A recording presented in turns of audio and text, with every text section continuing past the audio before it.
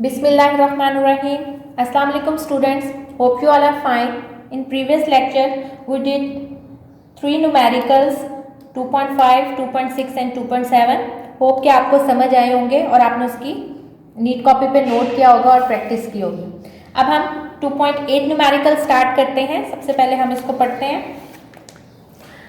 A cricket ball is hit vertically upward. एक cricket ball को आपने वर्टिकली, ठीक है, यानी सीधा फेंका है, वर्टिकली फेंका है, ऊपर फेंका है, returns to ground 6 second later, और वो ग्राउंड पे वापस आई है 6 सेकेंड बाद। Calculate maximum height reach by the ball, जितनी मैक्सिमम हाइट उसने अटेन की है बॉल ने वो फाइंड आउट करनी है, और initial velocity of the ball, और जिस वेलोसिटी से आपने बॉल को फेंका है वो फाइंड आउट करनी है।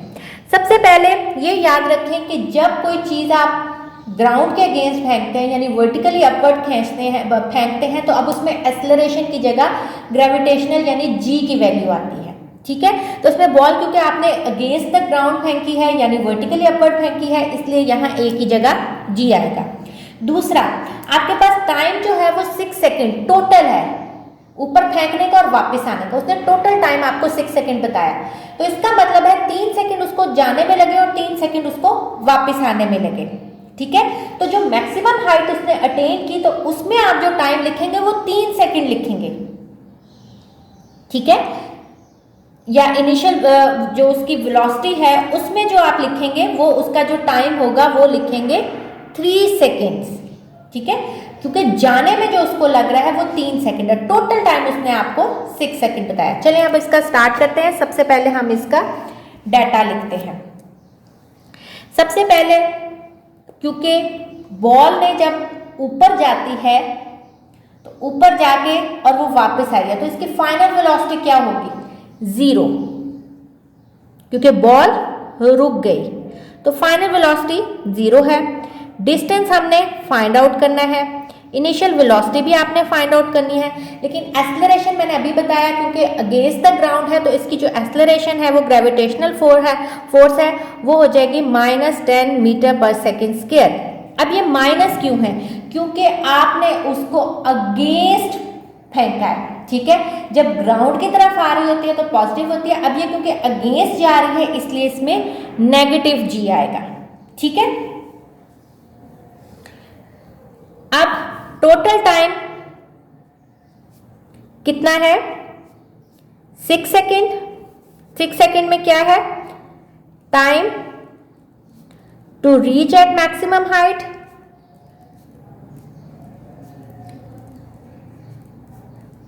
Plus time to reach ground, दोनों मिला के आपके पास टोटल है, ठीक है। तो इसका मतलब है एक टोटल टाइम कितना होगा? 3 + 3, ठीक है। ये 6 सेकेंड बनता है तो इसका मतलब एक साइड का जो टाइम है वो क्या है?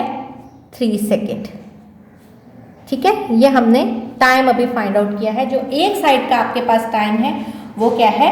3 सेकेंड। अब हम सॉल्यूशन करते हैं इसका। सबसे पहले हमने इसकी इनिशियल वेलोसिटी फाइंड आउट करनी है। देखिए इनिशियल वेलोसिटी में हमें कौन सा टाइम चाहिए? 3 सेकेंड वाला, क्योंकि इनिशियल वेलोसिटी तो स्टार्ट हमारे ऊपर तक जाने के लिए है ना, ठीक है। तो वो हम क्या करेंगे? 3 सेकेंड। फॉर्मूला कौन सा लगेगा? आपके पास जी भी है, टी भी है, वी एफ भी है, वी आई भी, तो कौन सा फॉर्मूला लगेगा? V F minus V I is equal to A T की जगह आप क्या आएगा? G T. आपने फाइंड आउट क्या करना है? इनिशियल वेलोसिटी, वी आई को इधर रहने दें, G T minus V F minus V I. G क्या है? -10, टाइम क्या है? 3, वी एफ क्या है? 0, तो ये आ जाएगा -30 और ये वी आई माइनस माइनस से कट जाएगा तो आपके पास इनिशियल वेलोसिटी आएगी 30 मीटर पर सेकेंड। जो उसने initial velocity of the ball आपको कहा था वो हमने फाइंड आउट कर ली है 30 मीटर पर सेकेंड। अब हमने क्या फाइंड आउट करना है? मैक्सिमम हाइट यानी डिस्टेंस। हाइट भी डिस्टेंस होता है। अब डिस्टेंस के लिए कौन सा फॉर्मूला लगाएंगे, आपके पास VF भी है, VI भी है, A भी है जो कि G की सूरत में है, तो इसका मतलब है हम कौन सा फॉर्मूला लगाएंगे, 2AS यानी GS VF square minus VI square. VI आ गया आपके पास, VF 0 था, VI आ गया 30, 2 माइनस 10 और डिस्टेंस -20, 0 और 30 का स्क्वायर क्या होता है 900। तो यह आ जाएगा -900 और -20s, माइनस माइनस से कट गया, s इज इक्वल टू 900/20, 2 4 8 और 5, तो s आ गया आपके पास 45 मीटर, यानी मैक्सिमम उस बॉल ने 45 मीटर की हाइट अटेन की है। ठीक है, अब हम इसका 2.9 न्यूमेरिकल करते हैं। When brakes are applied the speed of the train decreases from 96 kilometre to 48 kilometre. आपने ब्रेक लगाई तो उसकी स्पीड 96 से रिड्यूस होकर कितनी होगी 48 इन 800 मीटर, यानी एक ट्रेन जा रही है 96 किलोमीटर पर आवर की स्पीड से, जब उसने ब्रेक लगाई तो उसकी स्पीड होगी 48 किलोमीटर पर आवर 800 मीटर के अंदर। ठीक है, इतने डिस्टेंस में। How much further will the train move before coming to rest, तो रुकने से पहले ट्रेन ने कितना और आगे बढ़ेगी। ठीक है, यानी और कितना डिस्टेंस कवर करेगी रुकने से पहले, बिफोर द ट्रेन स्टॉप, तो उसने कितना डिस्टेंस जो है वो कवर किया। Assuming the retardation to be constant, यानी जो उसके अंदर नेगेटिव एक्सेलरेशन है, क्योंकि वेलोसिटी डिक्रीज हो रही है, तो जो उसके अंदर नेगेटिव एक्सेलरेशन है वो कह रहे हैं उसको अज्यूम करें कि वो क्या है कांस्टेंट। सबसे पहले हम देखते हैं हमें डाटा में गिवन क्या है। अब क्योंकि 800 मीटर तक तो 96 से वो 848 पे आई, तो 800 मीटर तो ये डिस्टेंस हो गया। उसके बाद फर्दर उसमें रिटार्डेशन हो रही है और उसके बाद वो रेस्ट में आ रही है, यानी आपने जो है उसका वो डिस्टेंस जो है वो फाइंड आउट करना है कि वो रेस्ट में आने से पहले कितना मूव करेगी।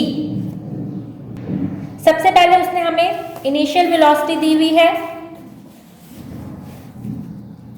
VI उसने दिया हुआ है 96 किलोमीटर पर आवर, तो ये हमें मीटर पर सेकंड में कन्वर्ट करना है, तो हम क्या करेंगे, बड़े को छोटे में करने के लिए क्या करते हैं मल्टीप्लाई, किलोमीटर को मीटर में करने के लिए 1000 और r क्योंकि नीचे है तो 3600, सिंप्लीफाई करेंगे तो ये बन जाएगा 26.67 मीटर पर सेकेंड। VF उसने हमें क्या दिया हुआ है 48 किलोमीटर पर आवर, इसको भी कन्वर्ट करेंगे 1000 से मल्टीप्लाई 3600, इसको भी सिंप्लीफाई करेंगे तो 13.33 मीटर पर सेकेंड। उसने और आपको क्या दिया हुआ है डिस्टेंस S1 हम कह देते हैं, उसने हमें दिया है 800 मीटर। फाइंड आउट क्या करना है आपने S2 के, वो S1 तो उसने 800 मीटर कवर कर लिया, उसके आगे फर्दर और कितना कवर करेगा जब तक वो रुकेगी, यानी आपने S2 फाइंड आउट करना है। ठीक है, आप बेशक लिख दें S2 कौन सा है, बिफोर द ट्रेन स्टॉप। अब हम इसका सलूशन करते हैं। सबसे पहले तो हम इसमें डिस्टेंस फाइंड आउट करने के लिए हमें इसमें क्या चाहिए, एक्सेलरेशन चाहिए, यानी जो रिटार्डेशन हो रही है इसमें वो चाहिए, तभी तो हम उसका डिस्टेंस निकाल सकेंगे। और वो कह रहा है कि एज्यूम करें कांस्टेंट है, तो हम सबसे पहले जो है वो उसकी एक्सेलरेशन फाइंड आउट करते हैं। तो आपको फॉर्मूला पता है,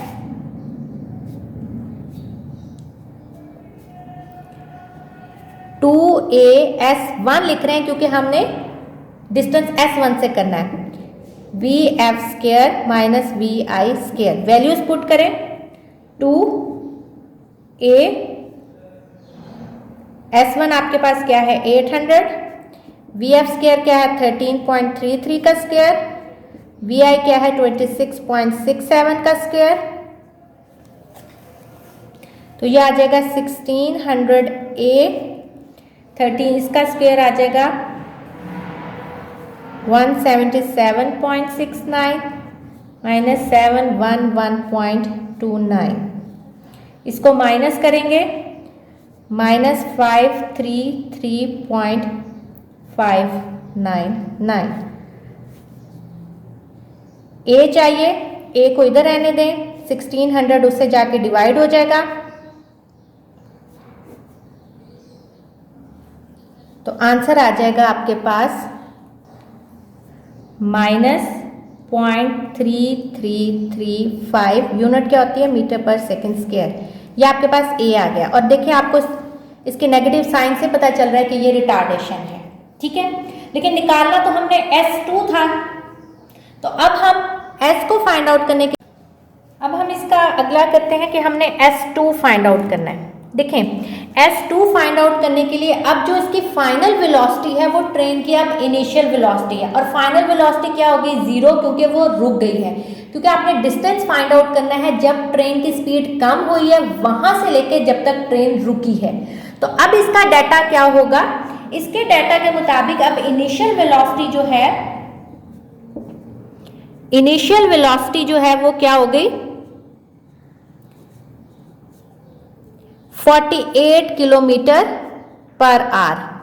और अगर हमने इसको पहले चेंज किया हुआ है मीटर पर सेकंड में, तो हमारे पास है इसका 13 यानी VI जो है वो 13.33 मीटर पर सेकंड। और फाइनल वेलोसिटी क्या हो जाएगी? 0, क्योंकि ट्रेन क्या होगी है? रुक गई है। अब कौन सा फॉर्मूला लगेगा? 2AS = VF² - VI²। अब वैल्यूज पुट करें। 2A क्या है? माइनस, हमने फाइंड आउट किया था -0.3335 S, ये 2 है S2।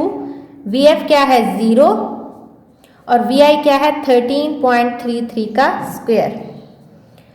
तो ये आ जाएगा -177.689, और ये इसको मल्टीप्लाई करेंगे तो ये आ जाएगा -0.667 S2। ये यहाँ मल्टीप्लाई हो रहा है, वहाँ जाके क्या होगा? डिवाइड। ये माइनस माइनस काट लें या यहाँ आके काट लें। 177.689 डिवाइडेड बाय 0.667, डिवाइड करेंगे तो आंसर आ जाएगा 266.62 मीटर। तो ये आपके पास जब स्पीड कम होगी उसके बाद जितना डिस्टेंस उसने ट्रैवल किया वो ये है। दोबारा एक दफ़ा देख लें। पहले ट्रेन जा रही थी 96 किलोमीटर पर आवर की स्पीड से, उसने आहिस्ता आहिस्ता कम करके 48 किलोमीटर पर आवर तक आया। कितने टाइम? वो डिस्टेंस में 800 मीटर। उसके बाद ट्रेन रुक गई। उसने कहा पहले आप ये फाइंड आउट करें कि वो कितना डिस्टेंस उसने तय किया है जब वो ट्रेन रुकी है। तो उसके लिए हमें पहले एक्सेलरेशन चाहिए थी। हमने VF² - VI² find out, VF² - VI² = 2AS वाला फार्मूला लगाया और एक्सेलरेशन फाइंड आउट कर ली। अब टाइम जो हमने डिस्टेंस कौन सा फाइंड आउट करना है? जब 48 किलोमीटर पर आवर के बाद वो ट्रेन रुकी। इसका मतलब इसकी इनिशियल वेलोसिटी अब क्या बन गई? 48 किलोमीटर पर आवर, और फाइनल वेलोसिटी क्योंकि ट्रेन रुक गई तो वो 0। वही अगेन फार्मूला लगाया, एक्सेलरेशन अभी फाइंड आउट की थी वो पुट की, VF की जगह 0 और VI की जगह ये पुट करके हमने फाइंड आउट कर लिया। अब इसका हम लास्ट न्यूमेरिकल करते हैं, वो भी इसी से रिलेटेड है। वो कहता है in the above problem find the time taken by the train to stop after the application of brakes. वो कहता है कितना टाइम लगा जब उसने ब्रेक अप्लाई की और उसके बाद ट्रेन को रुकने के लिए, कितना टाइम लगा। तो हम ये करते हैं। अब इसकी इनिशियल वेलोसिटी वही होगी जब ट्रेन जिस स्पीड से चल रही थी, यानी इनिशियल वेलोसिटी इसकी होगी 96 किलोमीटर पर आवर। और जब हमने इसको मीटर में किया था पिछले न्यूमेरिकल में तो बन गई थी 26.67 मीटर पर सेकेंड। अब फाइनल वेलोसिटी क्योंकि ट्रेन रुक गई है इसलिए इसकी 0 होगी फाइनल वेलोसिटी। एक्सेलरेशन भी हमने फाइंड आउट की थी पिछले न्यूमेरिकल में, इसलिए हम वही लिख देते हैं। ए थी आपके पास 0.3335, ठीक है, मीटर पर सेकेंड स्क्वायर। आपने टाइम फाइंड आउट क्या करना है? टाइम, कितना टाइम लगा उस ट्रेन को रुकने के लिए। तो इसका सोल्यूशन होगा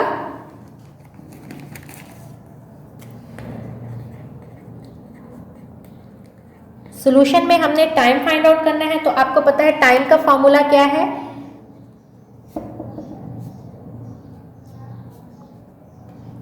VF minus VI is equal to AT।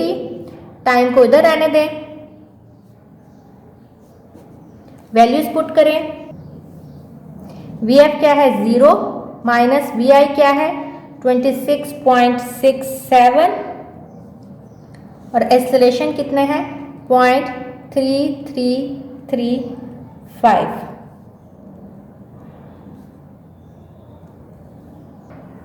ये एक्सेलरेशन भी माइनस में थी तो यहाँ माइनस।